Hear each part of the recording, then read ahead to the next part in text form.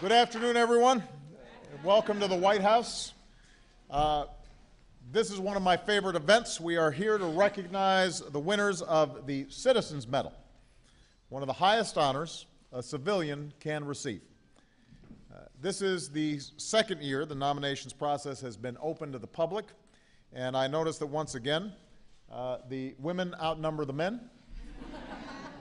I'm beginning to see a pattern here. On Sunday, I helped dedicate the National Martin Luther King Jr. Memorial. And this afternoon, as I'm spending time with these extraordinary people, I'm reminded of the fact that during the last speech that Dr. King ever gave, he retold the story of the Good Samaritan. And most of you know the story. We know it begins with a man lying injured on a road. And Dr. King said that the first people who saw him asked themselves, if I stop to help this man, what will happen to me? So they made excuses for not stopping. They said the man was faking his injury or it wasn't their problem. But according to Dr. King, the Good Samaritan reversed the question. If I do not stop to help this man, what will happen to him? The 13 Americans that we honor today have all faced in their own ways the moment that Dr. King described, that Good Samaritan moment, when you see a neighbor in need and you have to ask yourself the question. They come from different backgrounds and they've devoted their lives to different causes, but they are united by the choice that they've made. They could have made excuses to do nothing. Instead, they chose to help. For many of them, a lifelong mission began with a small act of kindness. In 1987, a single mom and her children moved in across the street from Ida Martin. Ida saw the refrigerator was empty, except for a bottle of water, so she bought them groceries. And I guess once she got started, she couldn't stop. So last year, the organization she founded answered nearly 22,000 requests for aid. Then there's Camilla Bloomquist from Penn Yan, New York. And for decades, she has personified the phrase above and beyond. At her 90th birthday party, one speaker said that Penn Yan has its own special system for handling emergencies. If you're out of food, call Millie. If your heat has gone out, call Millie. If you can't pay your electricity bill, call Millie. If you need a winter coat, call Millie. The right choice is rarely the easy one. And for some of those we honor here today, the choice to help was especially hard because it came in the wake of tragedy. Steve and Liz Alderman lost their son Peter on 9/11. Roger Kemp's daughter, Ali, was murdered nearly a decade ago. Janice Langbehn was denied the right to visit her partner, Lisa, as she lay dying in the hospital. As a father and husband, I can't begin to imagine the grief that they must have felt in that moment. Their anger and their sense that the world was not fair, but they refused to let that anger define them. They each became, in Janice's words, an accidental activist. And thanks to their work, there are parents and partners who will never have to go through what they went through. Now, I'm happy to say that there was a pretty stiff competition for these medals. Citizens from all walks of life submitted nearly 6,000 nominations online. And it took us 4 months to select the winners. In the end, these 13 individuals were chosen not just for the work they do, but for the example that they set. Over the past year, we've been reminded time and again that our lives can be altered by events beyond our control. A tornado or a hurricane can devastate a community. An earthquake halfway around the world can threaten businesses here at home. An economic crisis that begins in one corner of the housing market can spread to leave millions of Americans out of work. So we don't always get to choose the challenges that we face, but how we respond is entirely up to us. We are each on that Good Samaritan Road, the road that Dr. King spoke of more than 40 years ago. We can see that there are people who need our help, and while we come from different backgrounds, we all face the same simple question. Will we help them, or will we not? In some ways, in these difficult times, it's easier than ever to walk on by. And we can tell ourselves, I've got enough problems of my own. I can't make a big enough difference. If my neighbors are less fortunate, maybe it's their fault. But as Americans, that's not who we are. Because while, yes, we are a nation of individuals, we're also a community. I am my brother's keeper. I am my sister's keeper. That's a creed we all share. So this afternoon, I am proud to share the stage with these extraordinary citizens.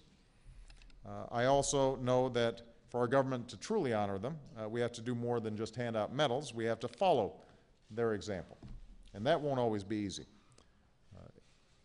As individuals, as communities, and as a country, we all face the temptation to find excuses not to help. In these decisive moments, then, we need to choose between doing something and doing nothing. And I hope we will remember the stories of these extraordinary men and women as we make that choice. I hope they inspire us to put ourselves in another person's shoes.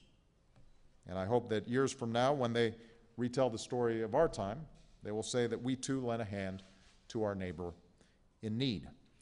I should just point out that a few people, like Molly, when I said we could not be prouder of what they've accomplished, bristled a little bit and said, "I'm not done yet."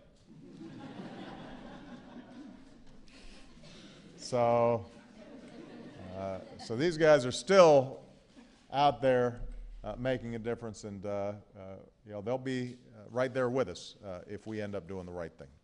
All right? So congratulations to all of the winners of the Citizens Medal. I've got some outstanding military aides here, and one of them is going to read the citations one at a time, and then I'll present a medal to each of the honorees. Okay.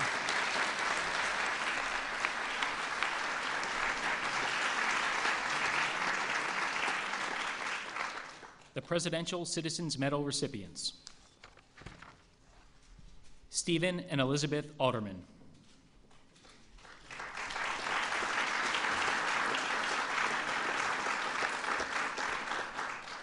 When Stephen and Elizabeth Alderman lost their youngest child, Peter, on September 11, 2001, they resolved to make his legacy one of peace.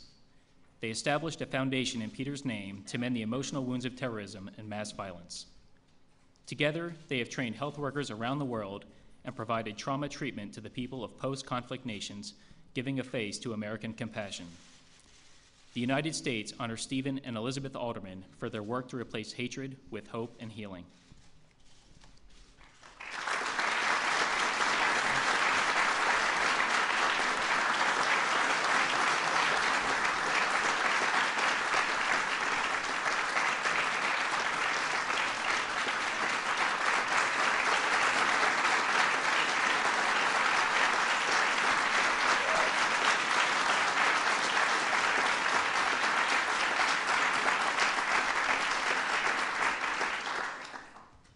Clarence Lee Alexander.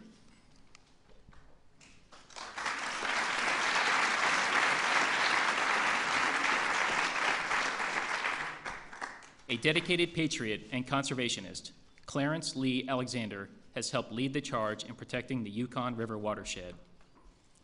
In addition to working to save our waterways, he has been instrumental in saving lives through the Council of Athabascan Tribal Governments, which provides health care to some of the most remote villages in North America. He exemplifies the difference one person can make in preserving our natural resources and cherished traditions for the next generation of Americans. For his work to protect our precious national treasures, the United States honors Clarence Lee Alexander.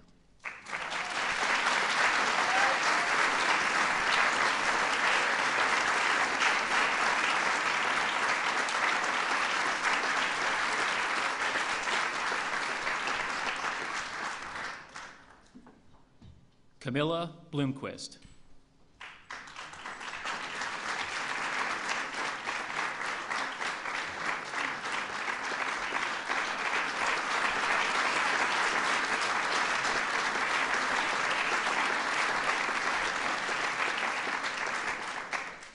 Camilla Bloomquist's mission to alleviate hunger in her community began more than 40 years ago when she helped start a breakfast program at a local elementary school. Since then, she has founded Food for the Needy to provide assistance to the less fortunate and Christmas for the Needy to supply families with food, gifts, toys, and coats during the holiday season. She has been a life-sustaining and legendary force in her community, and her efforts embody the enduring American spirit of generosity. The United States honors Millie Bloomquist for her extraordinary dedication to taking on poverty in our nation.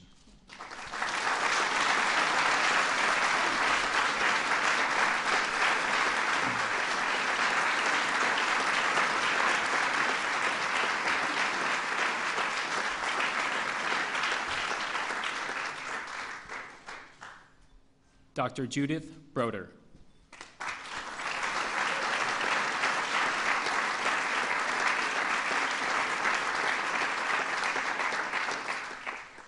After Dr. Judith Broder attended a play produced and performed by active duty Marines, she left the theater with a new calling. Moved by the realistic portrayals of the traumas of war, she founded the Soldiers Project to help service members and their families address the overwhelming effects of service-related mental health issues. Today, Dr. Broder's work supports the well-being of our nation's heroes and ensures they have access to important mental health services. For answering the call to honor our troops and their families, the United States honors Dr. Judith Broder.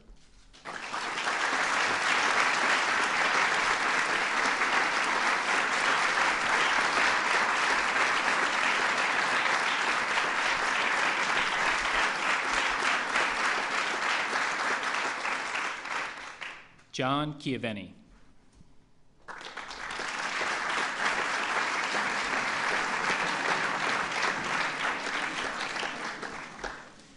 After serving our country in Vietnam, John Keaveney faced setbacks that affect too many American veterans.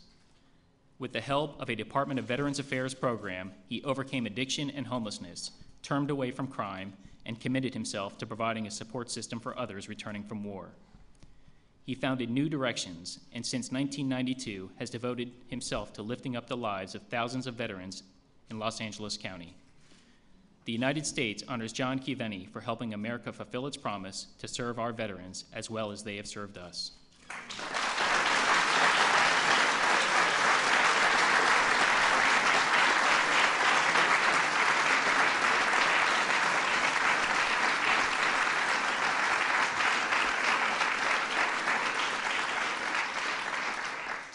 Roger Kemp.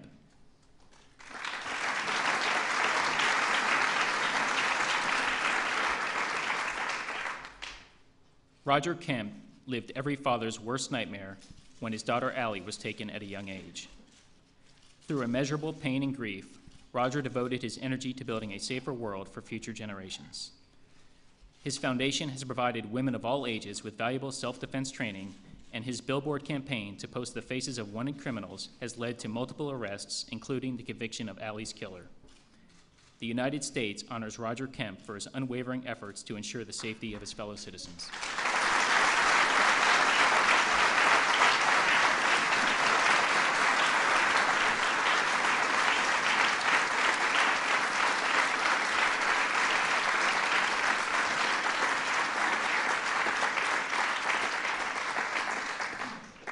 Janice Langbehn.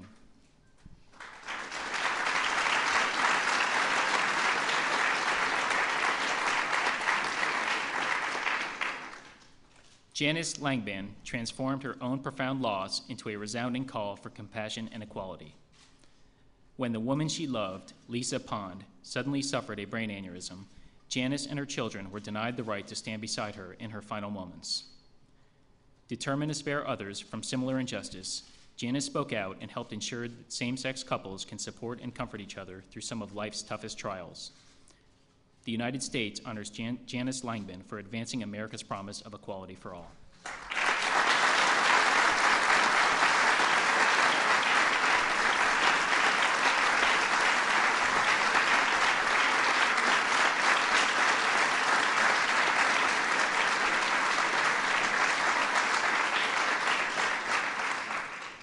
Ida Martin.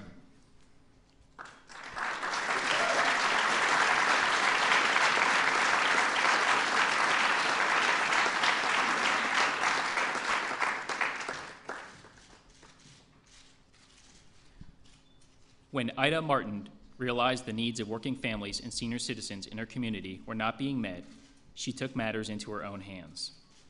Out of her garage, she founded Bluffton Self-Help to provide aid to community members in urgent need of food, clothing, and short-term assistance. Over 20 years later, she continues to be guided by her devotion to helping those who desire to help themselves, and her organization remains a vital resource for those in need. For her remarkable efforts on behalf of those less fortunate, the United States honors Ida Martin.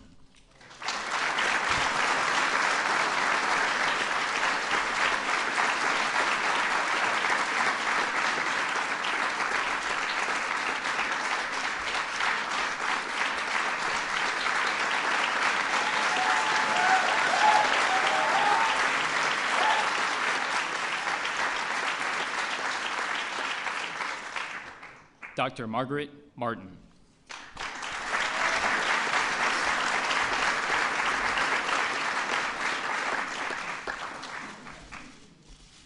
Believing in the notion that every child should have the chance to learn and grow through the power of music, Dr. Margaret Martin founded Harmony Project.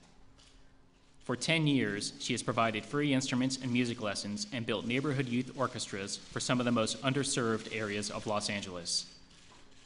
The United States honors Dr. Margaret Martin for shining a light on the tremendous talents and potential of young Americans and for empowering our children to reach for a brighter tomorrow.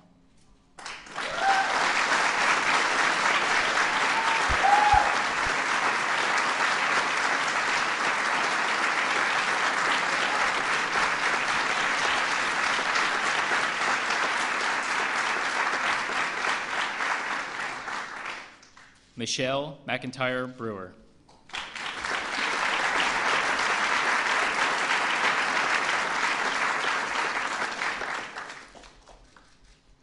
The wife of a soldier and mother of two, Michelle McIntyre-Brewer represents the best of our country. As an advocate for military families, she supports our men and women in uniform through numerous organizations, including Soldiers List, which she founded in 2002 to send packages to thousands of deployed troops. Despite the many challenges she has faced in her own life, Michelle remains focused on her mission to improve the lives of others. For ensuring we uphold our obligation to those who defend our freedoms, the United States honors Michelle McIntyre-Brewer.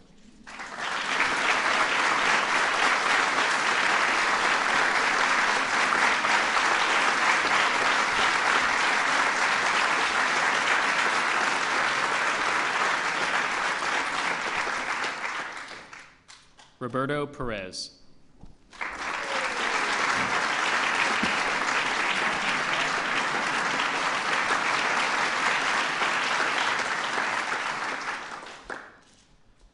For more than 4 decades, Roberto Perez has dedicated his time and passion to bringing the gift of literacy to communities around the world.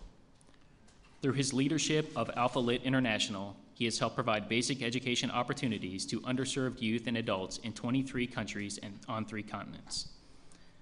From the barrios of Miami to the villages of Africa and the pueblos of South America, he has guided a force of more than 6,000 volunteers in delivering independence through education. For his caring spirit and dedication to serving others, the United States honors Roberto Perez.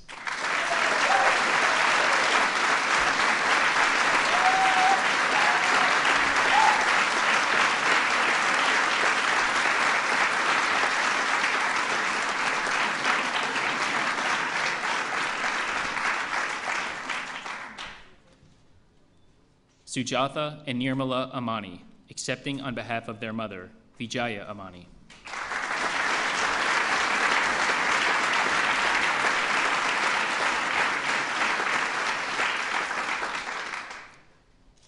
Breaking long-held taboos, Vijaya Emani lent her voice to protect Indian American women from domestic violence. Taken from us far too soon, she was a trailblazer who shared her personal story to help other battered women overcome abusive relationships. With boundless energy and an insatiable drive to serve her community, she threw herself into numerous causes, from supporting single parents to honoring India's cultural heritage. The United States honors Vijaya Emani for her many contributions to the people of Cleveland and our nation.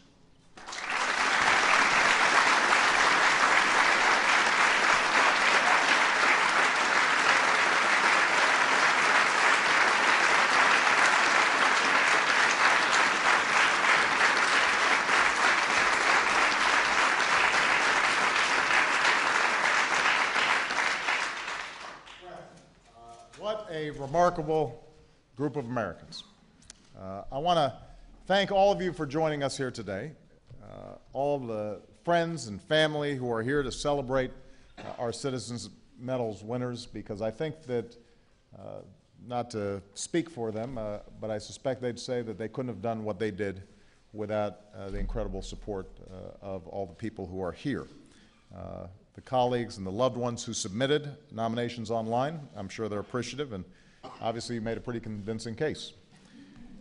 I think our honorees recognize that our work is not yet done.